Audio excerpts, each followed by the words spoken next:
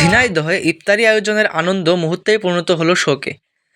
শুক্রবার সন্ধ্যায় ঝিনাইদহ সদর উপজেলার আরাপপুর এলাকার বাসিন্দা শাহরিয়ার রহমান শান্ত নিজ বাড়িতে প্রায় 2 থেকে 250 মানুষের ইফতারির আয়োজন করেন। সারাদিন রোজা রেখে সবার সঙ্গে ইফতার সম্পন্ন করার পর বন্ধুদের সঙ্গে কিছু সময় কাটাতে তিনি যান ঝিনাইদহ বাস টার্মিনাল এলাকায়। সেখান থেকে চা খেয়ে বন্ধুদের সঙ্গে আড্ডা শেষে নিজ বাড়ির উদ্দেশ্যে রওনা দেন শান্ত। পথে ঝিনাইদহ কলাহাটা এলাকায় পৌঁছালে মোটরসাইকেলের সঙ্গে বিপরীত দিক থেকে আসা একটি আমন পরিবহনের ট্রাকের মুখোমুখি সংঘর্ষ হয়। ঘটনাস্থলেই মারা যান শাহরিয়ার রহমান শান্ত।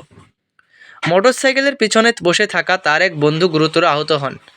ঝিনাইদহ সদর হাসপাতালে চিকিৎসা দেওয়া হলেও পরে উন্নত চিকিৎসার জন্য ঢাকায় রেফার করা হয়েছে। শাহরিয়ার রহমান শান্ত পেশায় ছিলেন একজন সোনার কারিগর। ছোটবেলা থেকেই কাজ করে পরিবারকে সহায়তা করে আসছিলেন তিনি। যুবক বয়সেই তার এমন আকস্মিক মৃত্যুতে পুরো এলাকায় নেমে এসেছে শোকের ছায়া।